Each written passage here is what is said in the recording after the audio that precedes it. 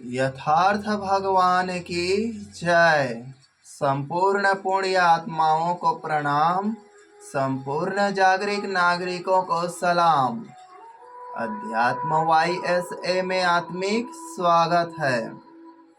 मेरे मासूम मित्रों, माँ प्रकृति के बच्चों, यह वीडियो मनुष्य के सर्वांगीण विकास और जो समाज देश में दंत कथा, मिथ्य कथा, जो पाखंड कथा है उसको अवगत कराना और वास्तविक अध्यात्म से परिचित कराना, यही उद्देश्य है। यहाँ कोई भी प्रकार के पक्षपात या किसी उद्देश्य को कि इसको गलत इसको सही साबित करना, ऐसा विचारधारा से नहीं है। जो वास्तव में एग्जिस्ट करता है, वास्तव में स्थित है, उसको प्रदर्शित करना है। तो आज हम एक महत्वपूर्ण मिथ्य बुझाने जा रहे हैं और वह मिथ्य है अक्षय। तो अक्षय पात्र या जादुई बर्तन, इसके बारे में हमें उल्लेख कई शास्त्र कथा कहानियों में मिलता है, जिसमें महत्वपूर्ण कथा है महाभारत काल में पांडवों के प्रधान युधिष्ठिर जब वनवास काल में थे, भोजन पानी अनेक ऋषि संत गण उनके घर आते थे, तो भोजन खिलाने पिलाने व्यवस्था में बहुत दुखों का सामना करना पड़ता था। इस वजह से उसने सूर्य देव का आराधना किया और सूर्य देव का घोर आराधना तपस्या के बाद सूर्य देव प्रसन्न हुए और युधिष्ठिर से बोले कि बोलिए आपको क्या चाहिए, किस लिए बुलाए हैं। युधिष्ठिर सकुचाया। ऐसे रियल में ब्राह्मण कभी भी सकुचाते नहीं हैं, मगर कहानी है, ऐसा न लिखा जाए तो कैसे मजा आएगा। इसलिए युधिष्ठिर सकुचाया और सूर्य देव से मांगा कि मेरे घर में भोजन का व्यवस्था हो जाए। तो सूर्य देव प्रसन्न होकर युधिष्ठिर को बोला कि इस पात्र में जब तक तुम्हारी पत्नी द्रौपदी जब तक आखिरी बार भोजन न कर ले तब तक समाप्त नहीं होगा। जब वह भोजन कर लेगी उसके बाद ही समाप्त होगा। और वह भोजन द्रौपदी के पास, पात्र द्रौपदी के पास लाया और सभी को परोसते थे। साधु संत ऋषि मुनि जो भी उनके घर आते थे, मेहमान उनको खिलाते पिलाते थे। तब अंतिम में द्रौपदी खाती थी, उसके बाद भोजन खाली हो जाता था। ऐसा चलता रहता था। तो यहाँ पर एक और दुर्योधन और शकुनी का आता है कि वो दोनों ऋषि दुर्वासा उनके शिष्यगण और ऋषिगण को भोजन खिलाकर संतुष्ट करा दिए और प्रसन्न करा लिए। उसके बाद वह पांडवों के पास भेजा, क्योंकि ये लोग उनको संतुष्ट नहीं करेंगे तो श्राप देंगे और इन लोगों का हानि होगा।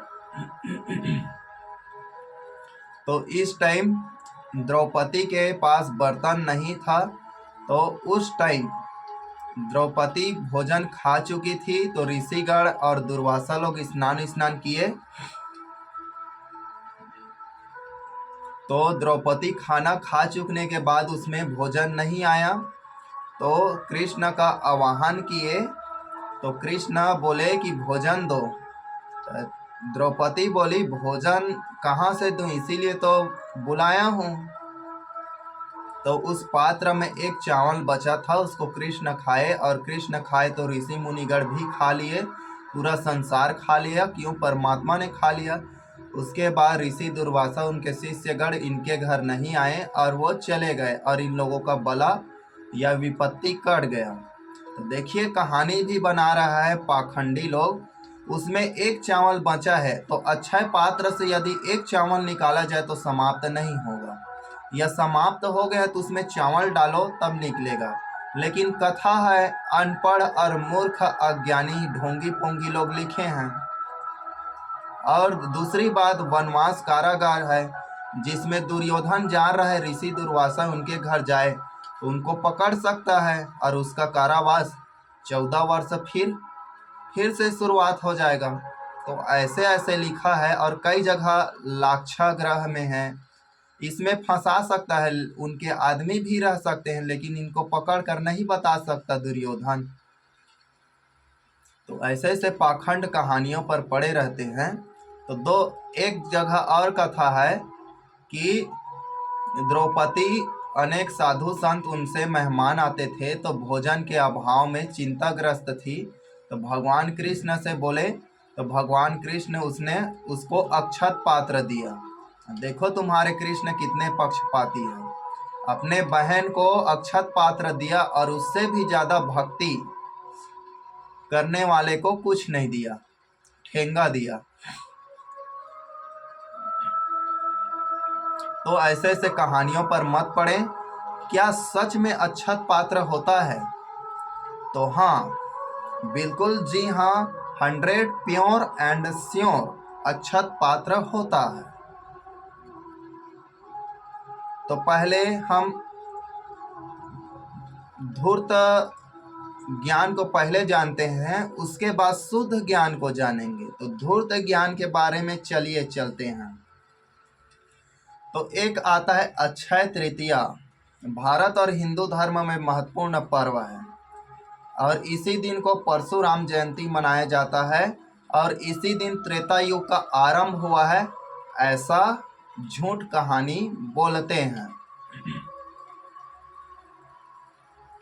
तो वैशाख को शुक्ल पक्ष के तृतीय दिन अक्षय तृतीया मनाया जाता है। इस दिन दिया हुआ जल हो, अन्न हो, फल हो, वस्त्र हो, कुछ भी दान हो, वह खाली नहीं जाता। मतलब एक बार दान दिए तो अक्षत हो गया, वो कभी क्षय नहीं होगा, कभी नष्ट नहीं होगा, हमेशा के लिए वह पड़ा रहेगा। जैसे आप पैसा कमाए, पैसा खर्च किए, खत्म हो गया, मगर अक्षय तृतीया के दिन जब दान दिए तो आप कितना भी उससे यूज करो, वो क्षय या नष्ट नहीं होता, ऐसा मान्यता है।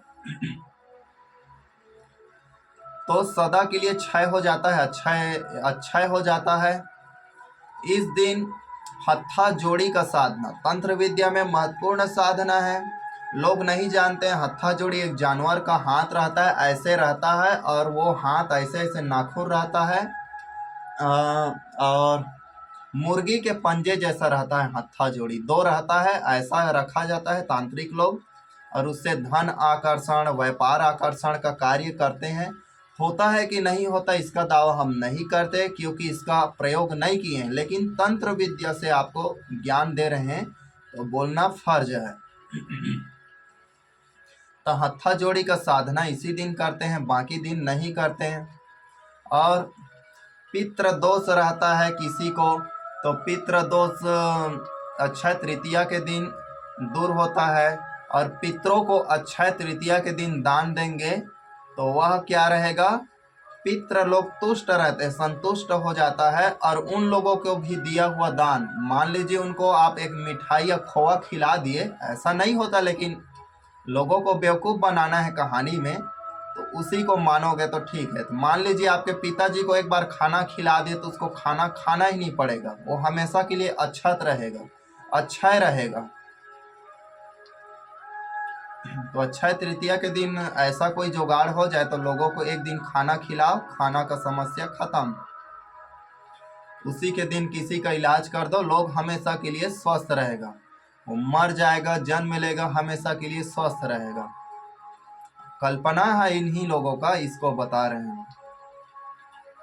तो जो कुछ भी दान दिया जाता है वो कभी क्षत या विक्षत नुकसान नहीं होता।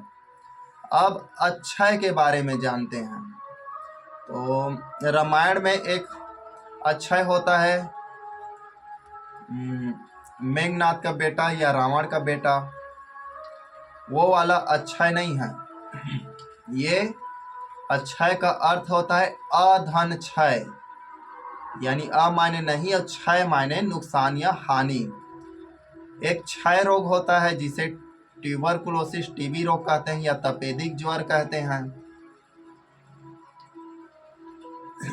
तो ये भी क्षय रोग है, अगर माने तो हमेशा के लिए छाया रहेगा आपके खोपड़ी में। तो अक्षत का अर्थ होता है जो क्षति न हो, जो कभी नष्ट ही नहीं होता। तो कई बार अक्षत बोल रहे हैं और कई बार अक्षय। तो हाँ, अक्षत और अक्षय में कोई अंतर नहीं है, बस अंतर यह है कि आप लोग दैनिक पूजा पाठ या विशेष पूजा पाठ में हल्दी से चावल को पीले रंग से रंगाते हैं और उस पीले चावल को आप किसी देवी देवता पूजा पाठ मूर्ति वगैरह वगैरह में चढ़ाते हैं और उसको अक्षत बोलते हैं। तो ऐसा अक्षत नहीं होता। अगर वो अक्षत है तो सड़ेगा नहीं, गलेगा नहीं, वो कभी नष्ट नहीं होगा, उसको खाया जाए तो पचेगा नहीं, अब पच गया तो उतना ही फिर वहां पर आ जाएगा। तो अक्षय पात्र का कहानी बहुत ही सुंदर और मनोहर अच्छा लगता है। बचपन में हम थे तो उस समय साका लाका बुम बुम आता था। विदेश के लोग पेंसिल में एक मुंडी वाला जोकर का मुंडी डाले। विदेश में एक नॉर्मल कहानी है, विदेश में छोटा मोटा कहानी बना और भारत में वर्षों और दशकों यानी 10 साल 50 साल से वह सीरियल चलेगा। भारत सरकार हमारे देश के बच्चों को ऐसा सीरियल बनाने में प्रोत्साहन देते हैं और ऐसे फालतू चीज़ों में ही इंटरेस्ट बच्चों का रुचि लग जाता है।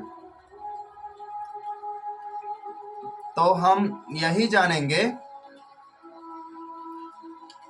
कि अक्षत होता है कि नहीं, मेन टॉपिक है। तो बिल्कुल अक्षत होता है। जो मूल निवासी इस देश के थे वो लोग अक्षत से प्रभावित थे, जानकार थे। तो हमारे पास संस्कृत का अक्षत शब्द बचा है और पाली भाषा नहीं है, आर्यों ने पाली भाषा मिटा दिया है। तो जो ब्रह्मांड है यही तो अक्षत है। ब्रह्मांड बनता है, टूटता है, मिटता है, लेकिन पदार्थ और मैटर उतना ही रहता है। जैसे कि पृथ्वी का पानी खत्म कर दिए, भाप बनाकर उड़ा दिए, ठीक? तो क्या पानी नष्ट हो गया? दुनिया की नजरों में नष्ट हो गया। तुम्हारे हिंदू कथा कहानियों में भी नष्ट हो जाएगा। तो भगवान आया, श्री हरि ऐसा किया वैसा किया, शंकर जी जटा काटे और पानी बन गया, अपने आंसू से भर दिए, ऐसे ऐसे बना दो। इसीलिए सबूत के तौर पर कि समुद्र का पानी खारा होता है। क्यों? भगवान इस धरती से पानी को अमका असुर ने भस्म करके उड़ा दिया, तो भगवान शिव को बहुत ही दुख और पीड़ा हुआ, रोए और रोकर पृथ्वी को पानी से भरे महासागर में गिरा और वह महासमुद्र बना। उसी का भाप आसमान में गया और वही भाप आसमान से जाकर नदी झील वील में गया और उसी आंसू का पानी धीरे धीरे सोखते सोखते छनते छनते जमीन के अंदर गया और उसी को आप बोरिंग में निकाल कर पी रहे हैं। बोल ठग नारायण भागवत भगवान की गए हो। तो ऐसा बना सकते हैं, मगर यह झूठ है। इससे लोगों को मान धन और उनके मानसिकता के पूरा लेवल बदल जाएगा, ऐसा अगर कहानी हम कर दे तो। और भगवान का हम कर्जदार हैं, समझिए कि इतना नॉलेज हमें दे रहा है और ऐसा नॉलेज ब्राह्मणों को नहीं दे रहा है, क्योंकि उन लोगों को मिलेगा तो आप लोगों के पैरों में रस्सी बांधेगा, आप लोगों को गुलाम बनाएगा, धूल चटाएगा।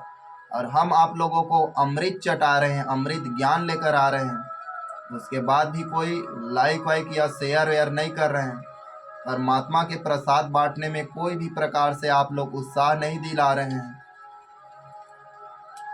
तो आप लोगों का भी दायित्व और फर्ज बनता है, जब हम आपको उज्ज्वलता, प्रकाश और ज्ञान विवेक की ओर लेकर जा रहे हैं, तो आपका भी कर्तव्य होता है कि इसे दूसरों तक से फैलाएं।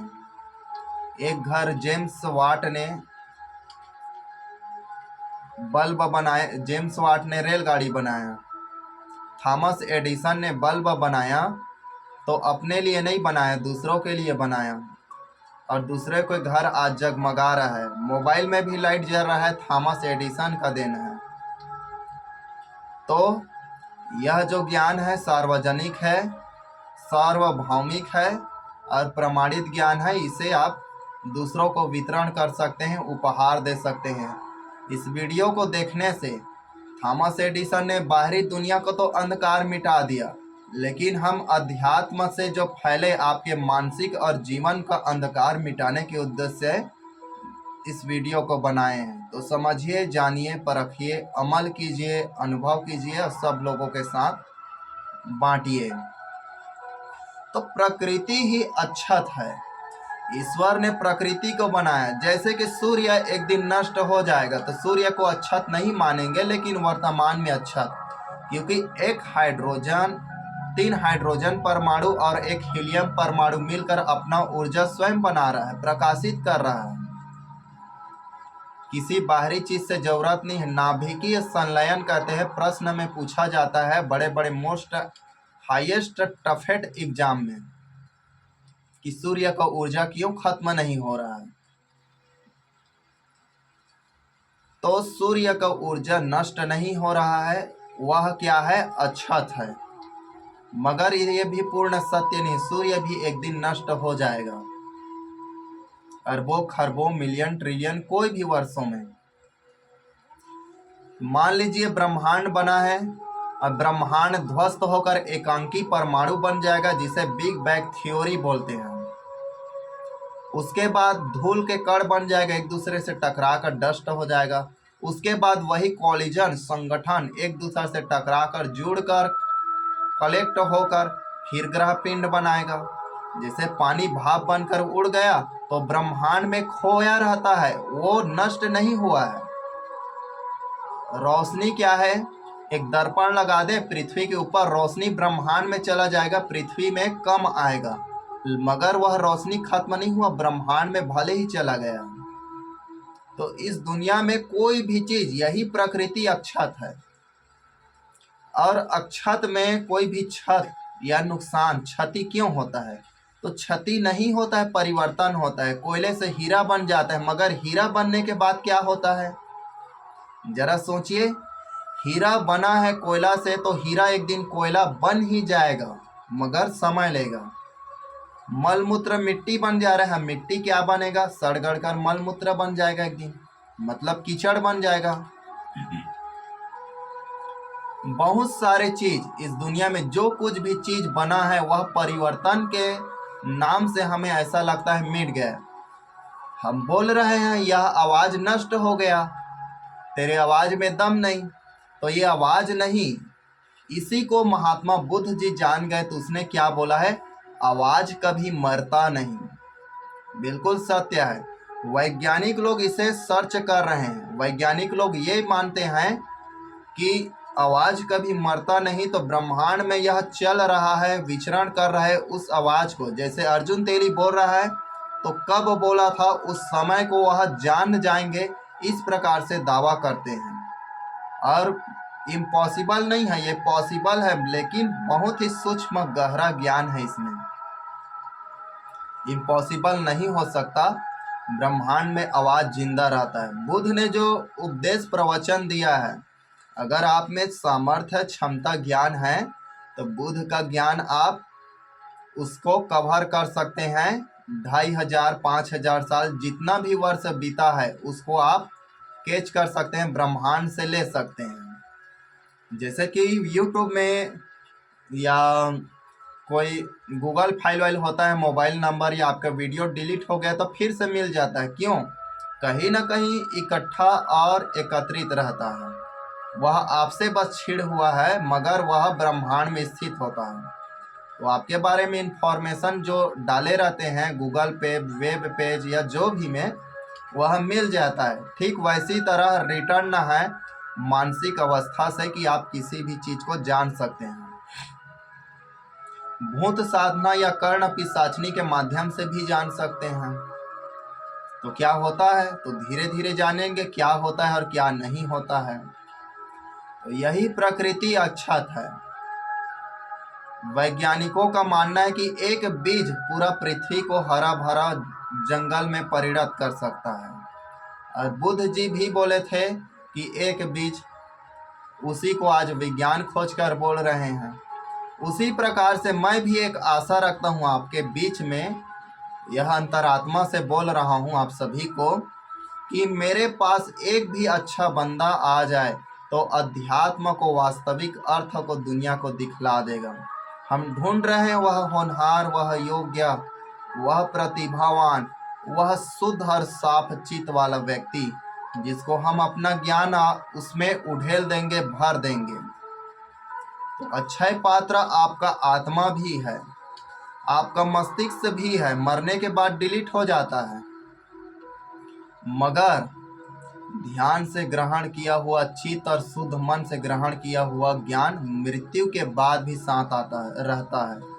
क्योंकि आत्मा और जीव चेतना है और चेतना कभी नष्ट नहीं होता, वह परमानेंट स्थायी होता है। यह आत्मा है अक्षत, यह मिट्टी है अक्षत, यह ब्रह्मांड है अक्षत, यह पृथ्वी है अक्षत, यह सूर्य है अक्षत, यह विचार है अक्षत, यह आवाज है अक्षत, ज्ञान है अक्षत और वास्तविकता ही है अक्षत। बस परिवर्तन के नाम से हमें दिखाई नहीं दे रहा है। विषय बहुत गहरा है। कोई तांबे का पात्र, सूर्यदेव ने युधिष्ठिर को तांबे का पात्र दिया है, ऐसा बात नहीं है, इसका कोई प्रामाणिकता नहीं है। और हम जो बोल रहे हैं कल यह गलत हो जाएगा, उसको भी सोच समझ कर बोल रहे हैं। अब अगला विषय हम नागमणि के बारे में बनाएंगे। तो नागमणि क्या सच में होता है कि नहीं होता है? हम आज होता है बोल दिए, कल मिल गया तो वाहवाही, और नहीं होता बोल दिया और कल नहीं मिला तो हमारे ऊपर दोष लगेगा। दोष नहीं मतलब झूठा आरोप लगेगा। तो इसीलिए बहुत ही शुद्ध बुद्ध से बनाते हैं यह वीडियो।